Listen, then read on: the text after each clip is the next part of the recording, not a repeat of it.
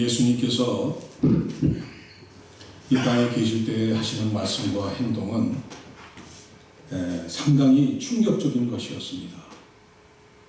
당시 유대 사람들은 구약의 율법이 모든 삶의 기준이었습니다.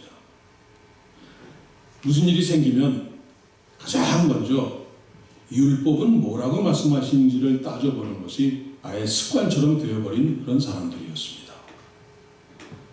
2000년이 지난 오늘 우리들이 사복음서를 읽으면서 예수님의 말씀과 행적을 묵상해 볼 때에도 저희들이 깜짝깜짝 놀라곤 하는데, 하물며 당시 그러한 유대 사람들 앞에서 예수님의 말씀과 행동은 가히 충격적인, 아주 샤킹한 것이었습니다.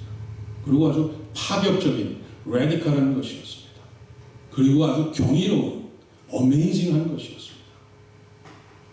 그러다 보니까 예수님 주변에 늘 사람들이 따라다녔고, 특히 바리새인과 이 서기관들은 눈에 가시 같은 존재가 이렇게 존재로 예수님을 여겼기 때문에 예수님 주위를 늘 항상 감시하면서 맴돌면서 이상한 말 하지 않나 하면서 늘 이렇게 시비를 걸고는 하였습니다.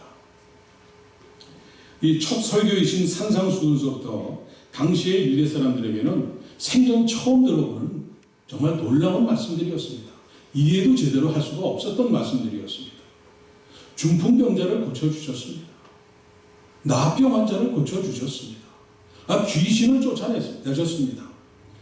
근데 이러한 것들은 자신들의 눈으로 직접 보고 이렇게 체험한 것이기 때문에 뭐라고 트집을 잡을 수도 변명할 수도 없었습니다. 그러더니 침상째 들려온 중풍병자를 향해서 내 죄사함을 받았느니라 하시면서 고쳐주시는 것이었습니다. 이것이 바로 이 하나님이나 하실 수 있는 말씀을 예수님께서 하시니까 감히 저자가 신성모독의 발언을 하는구나 하면서 이 바리새인들하고 서기관들의 이 속을 완전히 뒤집어 놓으셨습니다.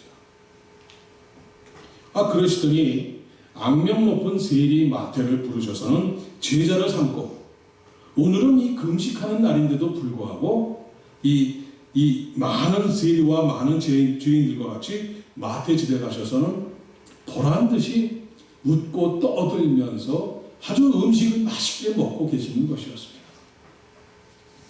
그래서 더 이상 참지 못한 바리새인들이 어떻게 해서 율법의 본을 보여야 되는 이 선생님이라는 분이 어떻게 세리와 죄인들과 같이 이렇게 친구같이 가깝게 어울려서 더구나 이 죄인들의 집에서 이렇게 식사를 할 수가 있느냐 하면서 이 바리새인들이 예수님에게 따지게 됩니다. 그럴 때 예수님께서 뭐라고 말씀하셨습니까? 지난주에 묵상했지 않습니까? 마태복음 9장 13절에 너희는 가서 내가 긍휼을 원하고 제사를 원하지 아니하노라 하신 뜻이 무엇인지 배우라 하십니다. 아니, 매일 성경을 공부하고 묵상하고 연구하는 자들이 호세아 6장 6절에 나오는 그 말씀도 모르고 그 말씀의 뜻도 모르느냐? Go and learn. 가서 좀 제발 좀 공부하고 좀 배워와라. 예수님께서 심하게 야단쳐서 보내시는 말씀입니다. 정말 충격과 파격의 연속을 주님께서는 보여주시고 계십니다. 여기까지가 저희가 지난주에까지 묵상했던 내용입니다. 오늘 이제 본문에 계속 이어집니다. 장소는 역시 마태의 집입니다. 그랬더니 이 세례 요한이 그 당시에 감옥에 갇혀 있었습니다.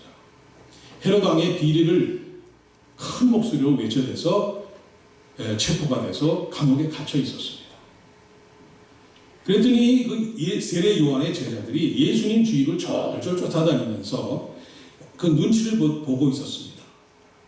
아니, 이 스승인 요한은 감옥에 갇혀 있는데 예수님은 보니까 나가도 너무나 잘 나가시는 것이었습니다. 아니, 우리 스승님은 감옥에 갇혀 있는데 예수님은 지금 쫓아다니는 사람들이 막 구름대같이 몰려다니니까 은근히 시기도 나고 질투도 났었습니다.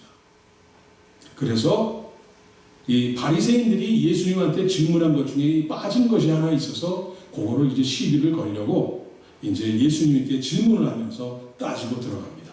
그것이 오늘 본문 14절 말씀입니다. 그때 요한의 제자들이 예수께 나와 이르되 우리와 바리새인들은 금식하는데 어찌하여 당신의 제자들은 금식하지 아니하나이까? 오늘은 모두가 금식하는 날인데 왜 금식을 안 하느냐면서 이렇게 따지고 들어가는 것입니다.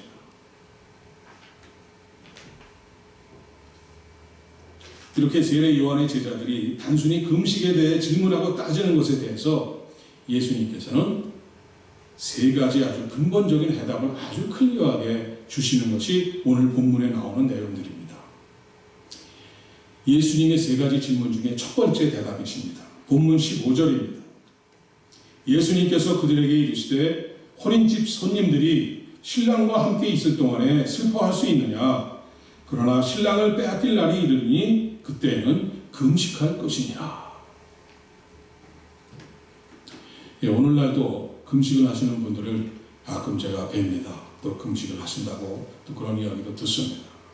이 금식이라는 것이 신앙생활에 절대적이거나 필수적인 것은 아닙니다.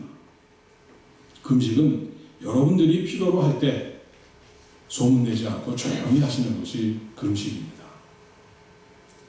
금식에는 이런 의미가 있습니다. 사람은 밥을 먹어야 삽니다. 그래서 밥을 먹어야 힘을 내서 일할 수가 있습니다. 그런데 이 밥을 안 먹는다는 것은, 금식을 한다는 것은 내가 밥 먹고 힘을 내서 될 수 있는 일이 아니라는 것입니다. 이 일만큼은 내가 금식 기도라고 해서 하나님께서 해결해 주셔야 될 문제라는 것입니다. 그래서 각자의 기도 제목을 놓고 금식을 하게 되는 것입니다. 또한 오늘 주님께서 이 본문에서 말씀하시는 주님이 십자가에 달리시기 위해서 붙잡히시고 고난에 들어가실 때에 금식하라고 말씀하셨습니다. 금년에도 오는 이 3월 1일을 이제 재수요일, 애시 웬스데이가 시작이 되죠. 사순절이 시작이 되고 4월 둘째 주에 고난주간이 시작이 됩니다. 이 기간 동안에는 주님의 고난에 동참하고 자신을 돌아보면서 경건을 회복하는 기간입니다. 그래서 각자의 신앙과 또 각자의 믿음의 분량에 따라서 이 기간 동안, 이 사순절 동안 40일 아침 금식이나 점심이나 저녁 하루에 한 끼 이렇게 40일 금식을 하거나 아니면은 주님이 십자가에 달리신 성금요일 단 하루나 아니면은 고난주간 중에 3일을 택해서 3일 금식이나 더 하시고 싶으면은 일주일 동안을 물만 먹고 아무것도 마시지 않고 기도하는, 이거는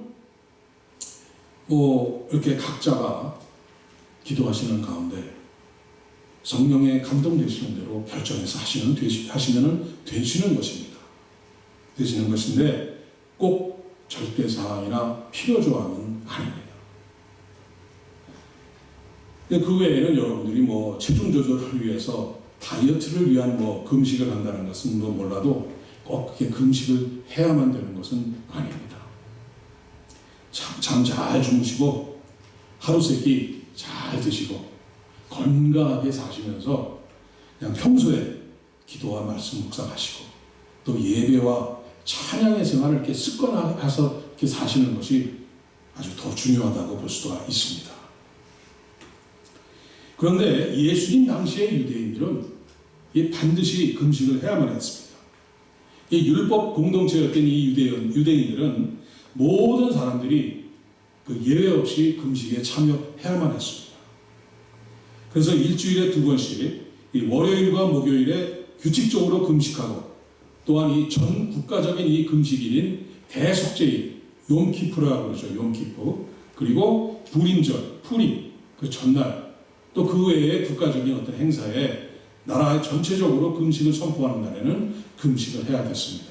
근데 대체적인 이 유대민족의 금식은 아침 해 뜨기 전에 아침을 먹고 그리고 나서 종일 물 한 모금 먹지 않고 저녁에 해 지기까지 아무것도 먹지 않고 있는 것을 금식이라고 합니다. 그래서 해 진 다음에는 또 또 다시 먹을 수가 있습니다. 그리고는 뭐 각자의 신앙을 위해서 자발적으로 금식을 하거나 이렇게 하면 됐었습니다. 그렇지만 저희들이 이미 묵상한 대로 이 금식에 대해서 묵상한 대로 마태복음 6장에서 묵상한 것 같이 예수님께서는 당시에 이 금식이 진정한 정말 마음에서 우러나는 실제로 금식을 하면서 그러한 신념과 마음을 가지고 하는 금식이라기보다는 그냥 뭐 정해진 때를 따라서 형식적이고 남에게 보이기 위한 이 금식을 하는 것을 주님께서는 간파하셨습니다. 그래서 사람에게 보이려는 금식을 하지 말고 은밀한 중에 보시는 하나님께 보이는 금식을 하라고 주님께서는 분명히 금식 기도에 대한 이 금식에 대한 정의를 분명하게 밝혀주셨습니다. 그런데 오늘 본문에서는 이 엄격한 바리새인들도 혼인 기간 중에는 이 금식을 중단하고 이 신랑과 함께 기뻐하는 그런 유대 풍습을 말씀하시면서 예수님 자신이 신랑이라고 지금 말씀하고 끄떡없이 신랑이라고 말씀하시고 계시는 것입니다. 그러시면서 일주일 동안이 계속되는 이 유대인 결혼식인데 주님께서 말씀하시는 것이 신랑인 내가 같이 있는 동안 어떻게 금식을 할 수가 있느냐? 우리는 즐겨야 된다. 그러나 신랑을 빼앗길 날이 오리니 그때에는 금식하라고 말씀하시면서 이 질문에 답하고 계시는 것입니다. 저나 여러분들은 이 주님의 말씀이 무엇을 뜻하는지를 알고 있지만 당시에 바리새인들이나 요한의 제자들은 도대체 갑자기 뜬금없이 주님께서 마태의 집에 들어가시더니 당신이 신랑이라고 그러진 않나, 또 뜬금없이 잡혀가실 날이 있으리니 그때는 금식하리라. 도대체 무슨 말인지 아마 몰랐을 거라고 저는 짐작을 합니다. 이렇게 요한의 제자들이 왜 금식을 안 하냐는 질문에 대한 예수님의 답변이 끝나시고 이제 예수님의 두 번째 답변이 이어집니다. 본문 16절입니다. 생배 조각을 낡은 옷에 붙이는 자가 없나니 이는 기운 것이 그 옷을 당기어 헤어짐이 더하게 되며, 이 첫 번째 답변이 금식에 대한 아주 직접적으로 이게 주님께서 답변해 주신 거라면은 이 두 번째 답변은 좀 더 깊이 있는 신앙의 이 근본적인 문제에 대해서 주님께서 대답을 하고 계십니다. 그래서 오래되어 헤어진 낡은 옷을 기우기 위해서 그 옷에다 아주 새 생배 조각을 갖다가 거기다가 덧대어 꿰맨다면은 이 질긴 생배 조각이 이 낡은 옷을 잡아당겨서 그 헤어진 구멍을 더 크게 만들어서 생배 조각도 못 쓰고 낡은 옷도 다 못 쓰게 될 수가 있다는 말씀인 것입니다. 여기서 낡은 옷은 요한의 제자들이나 바리새인들 또는 율법지대를 뜻하고 있습니다. 이 생배 조각은 예수 그리스도와 함께 시작된 이 새로운 하나님 나라, 하나님의 나라를 상징하고 있습니다. 하나님 나라의 새로운 질서와 가치는 이 세례 요한의 죽음과 더불어 새롭게 시작되었다는 것입니다. 이 위선으로 가득 찬 이 옛시대와 주님의 오심으로 시작된 이런 새로운 시대는 서로 조화를 이룰 수가 없다는 뜻입니다. 같이 갈 수, 이 옛것과 새것이 도저히 같이 갈 수가 없다는 그러한 뜻입니다. 그러니까 왜 금식하지 않느냐는 이런 질문은 옛 시대에 옛날 지나간 이런 가치관의 기준을 두고 질문을 한 것인데, 예수님의 대답은 때가 이르매 이전 것은 지나가고 새 것이 왔다는 그러한 선포의 말씀이 되는 것입니다.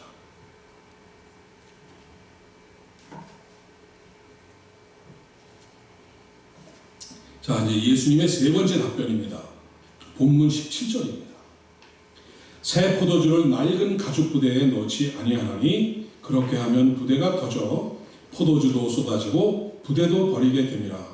새 포도주는 새 부대에 넣어야 둘이 보존되느니라. 여러분 아시지만은 제가 평생이 목사가 되기 전에 한 30년 넘게 가죽에 관계되는 이 비즈니스를 하지 않았습니까? 그래서 가죽을 잘 아는데, 요즘은 뭐 기술이 발달해서 오래 둬도 가죽이 그 신축성과 이 부드러움을 유지하지만, 이 예수님 당시에 가죽을 만드는 것은 무드질이라고 나오죠. 무드질을 한다고 나오는데, 그 당시에 이 가죽을 만드는 공법으로는 가죽이 좀 시간이 지나면은 점점 이 섬유 조직이 굳어지고 딱딱해집니다. 그래서 유연성이 없어지는 겁니다. 그래서 조금 시간이 지나고 그렇게 되면은 이게 그냥 삭아서 그냥 조각조각 부서져서 저희가 피부에서 때가 벗겨지듯이 이렇게 없어지게 되는 것입니다.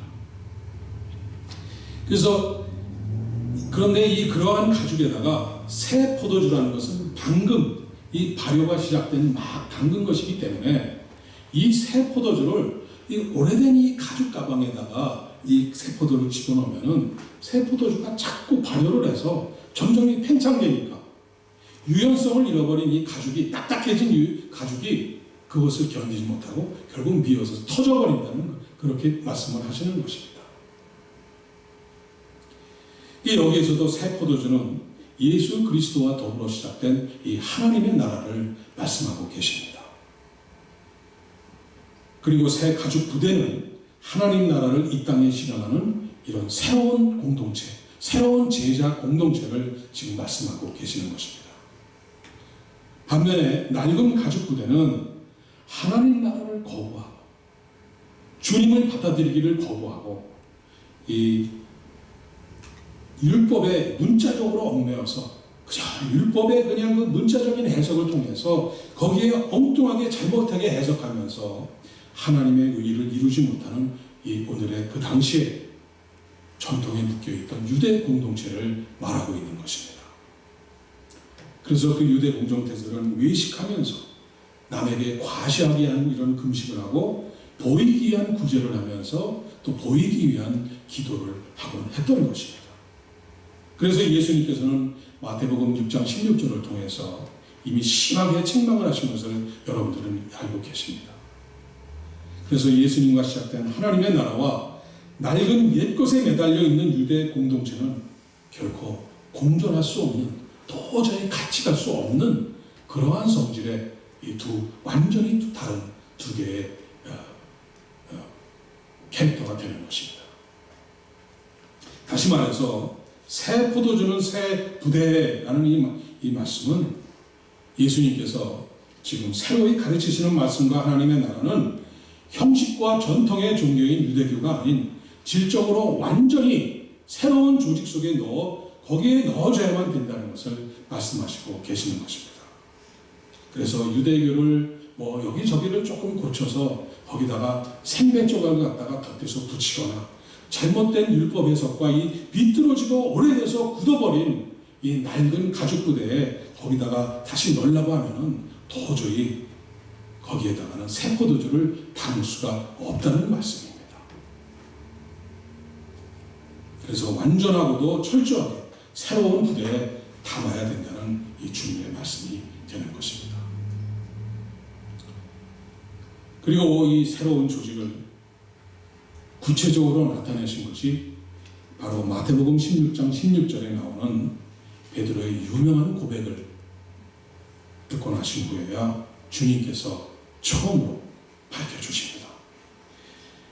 예수님께서 전도 여행을 다니시다가 사람들이 엘리야 선지자가 다시 왔다, 뭐 이런저런 소문들이 많으니까 예수님께서 제자들에게 물으십니다. 너희는 나를 누구라고 하느냐? 너희는 나를 누구라고 생각하느냐? 주님께서 묻습니다. 그때 베드로가 나서서 얘기하는 것이 주는 그리스도시요 살아계신 하나님의 아들이십니다. 이런 놀라운 예수님의 정체성에 대해서 너무나 정확하게 이렇게 말씀을 하신 것을 보고 예수님께서는 너무나 좋아하셨습니다. 뛸 듯이 기뻐하셨습니다. 그러시면서 예수님께서 주신 말씀이 마태복음 16장 18절 이하에 나오고 있습니다. 내가 네게 이르노니 너는 베드로라. 피로는 반석이라는 뜻입니다. 내가 이 반석 위에 내 교회를 세우리니 음부의 권세가 이기지 못하리라. 내가 천국 열쇠를 내게 주리니 내가 땅에서 무엇이든지 매면 하늘에서도 매일 것이요 내가 땅에서 무엇이든지 풀면 하늘에서도 풀리리라. 예수님께서 이 엄청난 계획을 처음으로 알려주십니다. 새 부대, 질적으로 완전히 새로운 조직이 이 교회라는 것을 처음으로 알려주신 것입니다. 이 교회가 무엇인가를 알려주시고 이 교회의 엄청난 권능, 이 능력을 알려주신 것입니다. 땅에서도 메우면 하늘에서도 메이고 땅에서 풀면 하늘에서도 풀린다. 교회에서 메이면 하늘에서도 메이고 교회에서도 풀면 하늘에서 풀려진다. 이런 엄청난 권능을 이 교회에 주셨다는 것입니다. 교회의 정체성을 정확하게 주님께서 밝혀주신 것입니다. 지금까지가 요한의 제자들이 예수님에게 왜 금식을 안 합니까? 이런 이 질문을, 이 시대착오적인 이런 낡은 가치관을 가지고 주님께 드린 이 질문에 대해서 예수님의 다 세 가지 답변이고 오늘의 본문의 내용입니다.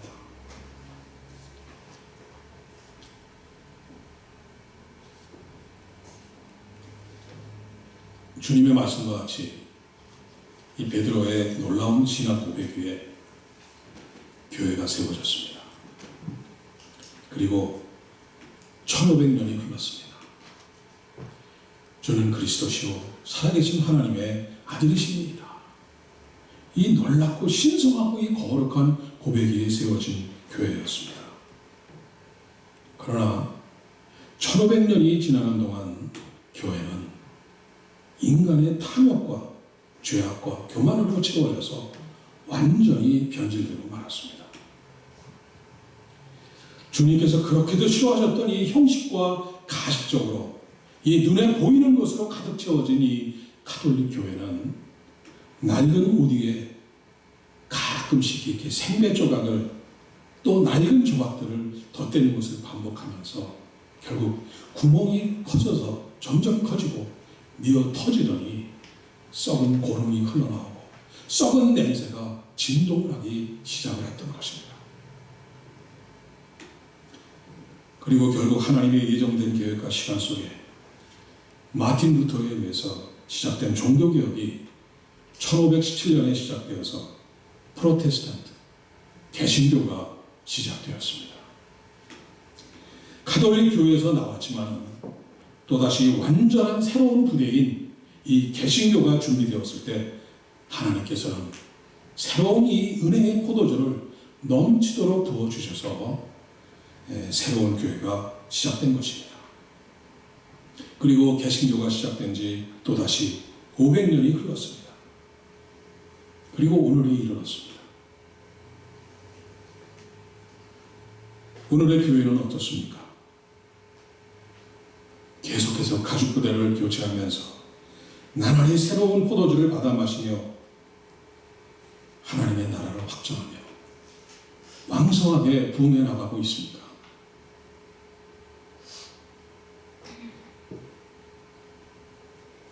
(10년) 전에 전 세계 한인 기독교인들의 숫자는 1000만 명이었습니다.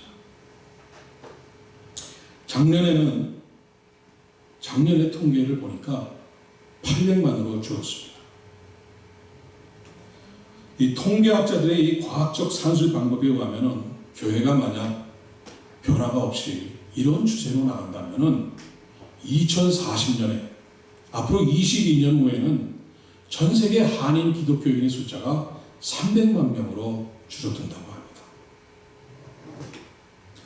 2016년 작년 기준으로 한국과 전 세계에 퍼져 있는 한인교회의 60%, 이 한인교회의 60% 가까이가 주일학교가 없다고 합니다. 교회에 다니는 대학생들은 전체 대학생 중에서 2%밖에 되지 않는다고 합니다. 그래서 대학교에서는 교회에 다닌다는 말을 하지 않는다고 합니다. 너 아직도 교회 다니냐? 하면서 조롱을 받는다고 합니다. 우리의 자녀들마저도 교회를 떠나버렸어요. 교회의 대를 이을 이 후세들이 없다는 것입니다. 내일이 없다는 증거입니다. 요즘 전도가 됩니까? 전도의 문이 막혀버렸습니다. 그러면 개신교, 우리 기독교의 내일은 없다는 말 아니겠습니까? 우리가 먼저 부름받고 새 생명을 얻고 영생을 얻고 살아가고 있는 우리가 영원한 죽음을 향해서 걸어가고 있는 세상 사람들을 위해서 걱정해야 되는데 이제는 반대로 되어서 세상 사람들이 저 교회가 언제 문을 닫나, 언제 없어지나, 오히려 세상의 교회를 걱정하고 있습니다. 도대체 교회에 무슨 일이 일어난 것입니까? 땅에서 무엇이든지 매면은, 교회에서 무엇이든지 매면은 하늘에서도 매이고, 교회에서 이 땅에서 교회에서 무엇이든지 풀면은 하늘에서도 풀어주신다는 이 놀라운 교회의 권능이 다 사라져버린 것입니까? 도대체 주님께서 그렇게 기뻐하시면서 세워주시고 마지막 때에 이 구원의 사명을 감당해야 하는 교회에 도대체 무슨 일이 일어나는 것입니까? 새 포도주를 새 부대에 넣으라는 이 예수님의 말씀이 잘못하신 말씀이십니까?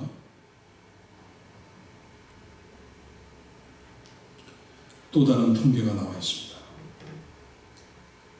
현재 교회를 다니고 계시는 교인들을 상대로 해서 통계조사를 한 것입니다.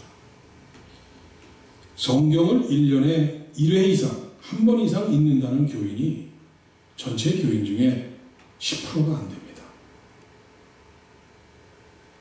하루에 30번 이상 기도하는 교인이 5%밖에 안 된다고 합니다. 645장까지 있는 찬송가 중에서 혼자서도 부를 수 있는 아는 찬송이 30장 정도밖에 안 된다고 통계가 나와 있습니다. 무엇을 말하고 있습니까? 무엇을 뜻하는 것입니까?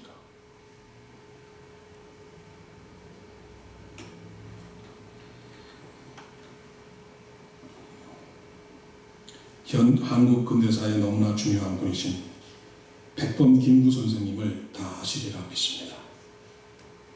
이 조국을 일본 제국주의 총칼 앞에 다 빼앗기고 갈 곳 없어서 만주와 시베리아 벌판, 중국 땅을 전전하고 하와이와 미국 땅까지 흩어져 있던 한인들이 조국을 다시 찾고자 독립운동과 한일운동을 벌이면서 상해에 대한민국 임시정부를 만들었고 김구 선생님께서 임시정부를 대표하는 주석을 맡으셨습니다. 잃어버린 나라를 대표해서 남의 나라에 가서 임시정부 대표를 맡고 있는 김구 선생님에게 가장 힘들었던 것이 무엇이었겠습니까? 여러분 생각에는 무엇이 가장 힘들었던 것이라고 생각됩니까? 매일매일 추격해오는 이 일본 경찰들을 피해서 생명의 위협을 받으면서 매일 잠자리를 바꾸며 이렇게 도망다니면서 정처 없이 이렇게 사는 것이었겠습니까? 독립운동 자금을 모으는 것이었겠습니까? 목숨을 걸고 항일투사로 나가는 이 윤봉길 선생과 이봉창 의사와 또 이 나석주 선생님들을 보내는 일이었겠습니까? 이 모든 일이 얼마나 힘든 일이었겠습니까마는 정작 김구 선생님을 가장 힘들게 하고 좌절하게 만들었던 것은 다른 것이었습니다. 개개인으로 봐서는 어느 누구에게도 어느 다른 나라의 민족들과 비교해도 뒤지지 않고 너무나 똑똑하고 능력 있는 이 자랑스러운 한민족이었지만 모래알같이 뭉치지 못하고 흩어지고 갈라지고 싸우는 이 내부적인 분열이 끊임없이 일어나는 이 민족적 이런 특성 때문에 거기서 오는 아픔과 고통 때문이었습니다. 나라를 잃고도 정신을 못 차서서 남의 나라 와서 눈치 보면서 여기저기 피해 다니면서 사는 이 임시정부 사람들이 요만큼의 양도 없이 매일매일 싸우는 것을 보면서 거기서 오는 고통이 김구 선생님을 가장 힘들게 했던 것이었습니다. 단 하루도 멈추지 않았습니다. 그 고통과 아픔 속에 있던 중에 김구 선생님은 다음과 같은 시를 쓰셨습니다. 제가 소개해드립니다. 모든 것은 내 자신에 달려있다 라는 제목의 김구 선생님의 유명한 시입니다. 어릴 때는 나보다 중요한 사람이 없고 나이 들면 나만큼 대단한 사람이 없으며 늙고 나면 나보다 더 못한 사람이 없다. 돈에 맞춰 일하면 직업이고 돈을 넘어 일하면 소명이다. 직업으로 일하면 월급을 받고 소명으로 일하면 선물을 받는다. 칭찬에 익숙하면 비난의 마음이 흔들리고 대접에 익숙하면 푸대접의 마음이 상한다. 문제는 익숙해져서 길들여진 내 마음이다. 집은 좁아도 같이 살 수 있지만 사람 속이 좁으면 같이 못 산다. 내 힘으로 할 수 없는 일에 도전하지 않으면 내 힘으로 갈 수 없는 곳에 이룰 수 없다. 사실 나를 넘어서야 이곳을 떠나고 나를 이겨내야 그곳에 이른다. 갈 만큼 갔다고 생각하는 곳에서 얼마나 더 갈 수 있는지 아무도 모르고 참을 만큼 참았다고 생각하는 곳에서 얼마나 더 참을 수 있는지 누구도 모른다. 지옥을 만드는 방법은 간단하다. 가까이에 있는 사람을 미워하면 된다. 천국을 만드는 방법도 간단하다. 가까이에 있는 사람을 사랑하면 된다. 모든 것이 다 가까이에서 시작된다. 상처를 받을 것인지 말 것인지 내가 결정한다. 또 상처를 키울 것인지 말 것인지도 내가 결정한다. 그 사람 행동은 어쩔 수 없지만 반응은 언제나 내 몫이다.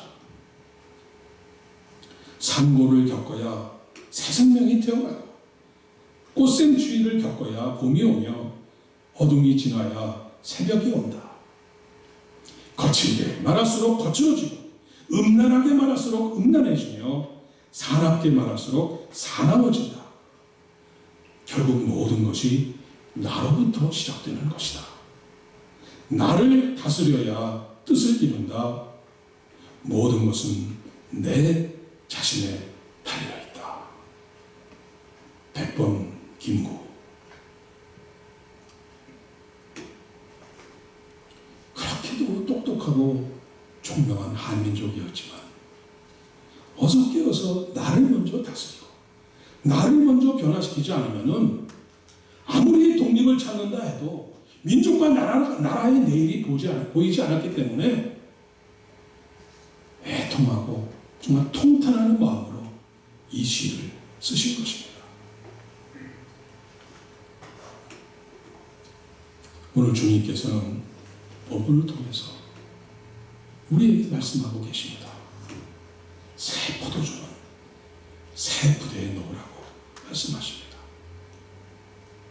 아직도 날마다 새롭게 주시는 이 주님의 신령한 이 말씀과 새로운 은혜의 생배 조각을 그저 입고 있는 낡은 옷에 덧붙이고자 이렇게 하는 것을 주님께서 지금 보고 계십니다. 이 새롭게 부어주시는 이 은혜의 포도주를 이 지니고 있는 낡은 부대에 담으려는 우리들을 보시고 주님께서 안타까운 마음으로 이렇게 간곡히 당부하시고 계시는 것입니다. 새 포도주는 새 부대에 넣어야 다 보존되느니라. 여러분 개개인이 먼저 새 부대로 준비되지 않으면 아무리 좋은 주님의 은혜도 받아서 누리기 전에 부대가 터져서 아무 소용도 없습니다. 아무리 은혜로운 예배를 드리고 아무리 은혜롭게 찬양을 드리고 또 말씀을 들었다 해도 교회 문을 나서서 집에 가는 동안, 운전하고 집에 가는 동안에 머리 안에서 다 터져서 지워져 버리고 맙니다. 그래서 집에 도착하면 오늘 설교 제목이 뭐였더라 생각나는 게 없어요. 바로 개개인 성도들이 주님의 말씀과 기도와 찬양이란 이 세 부대로 갈아입어야만 합니다. 주님을 만나서 그분의 음성을 들으면서 매일매일 동행하는 삶을 살아야만 합니다. 온 교회의 성도들이 하나가 돼서 온전한 이 세 부대로 준비되지 않으면 그러한 교회는 주님께서 새 포도주를 부어주고 싶으셔도 부어주실 수가 없습니다. 신령과 진정으로 드리는 예배가 아니에요. 형식과 이 정해진 순서에 따라 입술로만 드리는 낡은 부대로는 새 포도주를 담을 수가 없기 때문입니다. 정해진 율법에 따라 성소에서만 드리는 이런 구약적인 제사, 형식에 얽매인 제사, 그렇게 드리고는 성소 바깥에 가서는 자기 마음대로 살아가는 이런 낡은 부대, 주일 하루는 거룩하게 지키고 나머지 6일 동안은 제 멋대로 살아가는, 내 멋대로 살아가는 이러한 이중적인 부대, 더 이상 소용이 없습니다. 너희는 너희가 하나님의 성전인 것과 하나님의 성령이 너희 안에 계시는 것을 알지 못하느냐? 이 고린도전서 3장 16절에 말씀하지 않았습니까? 너희 몸을 하나님이 기뻐하시는 거룩한 산 제물로 드리라. 이는 너희가 드릴 영적 예배니라.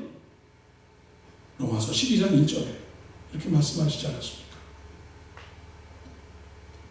이 말씀과 같이 우리는 교회에서뿐만 아니라 각자가 처한 처세에서 언제 어디서나 하나님을 경배하는 가운데 매일매일 새로운 부대로 산제사로 우리 스스로 준비가 되어야 우리는 새 포도주를 매일매일 공급받을 수가 있는 것입니다.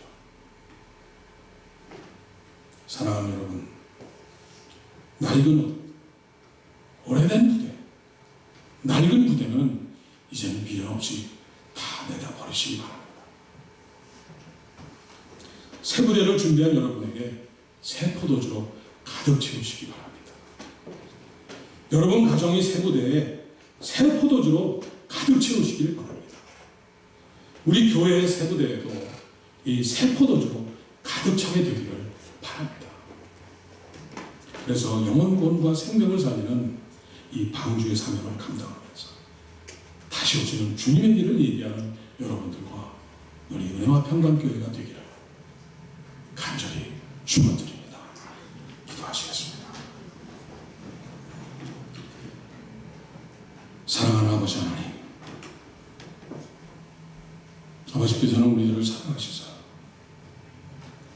우리들에게 날마다 새로운 은혜로 부어주시고 매일 동행하시며 세워주시기를 원했지만 우리들은 아직도 내일을 소망하기보다는 과거를 돌아보고 그리워하며 몸에 익숙한 어제의 옷과 손때 묻은 가죽 부대를 즐겨가고 있음을 용서하여 주옵소서. 우리들 한 사람 한 사람이 아버지께서 아들의 보혈의 핏값으로 사시고 세워주신 교회인 것만, 하나님의 성전이자 하나님의 성령이 임재하시는 곳이건만 우리들은 깨닫지 못하고 형식에 얽매인 예배를 드리며 교회 안과 밖에서의 두 가지 삶을 살아왔음을 용서하여 주옵소서. 이제 우리 자신을 아버지께서 기뻐하시는 거룩한 산제물로 드리는 언제 어디서든 세우신 곳에서 처한 곳에서 영적 예배로 드리며 살아가는 우리가 되게 해 주옵소서. 날마다 새롭게 새 부대를 준비하며 날마다 새롭게 새로운 영으로 부어주시는 그 새로운 은혜로 부어주시는 새 포도주를 받아 마시며 가정을 살리며 교회를 세우며 생명을 구하는 사명자로 살아가는 우리 모두와 은혜와 평강교회로 우뚝 세워주시옵기를 간절히 기도드립니다. 예수님의 이름으로 기도드립니다. 아멘.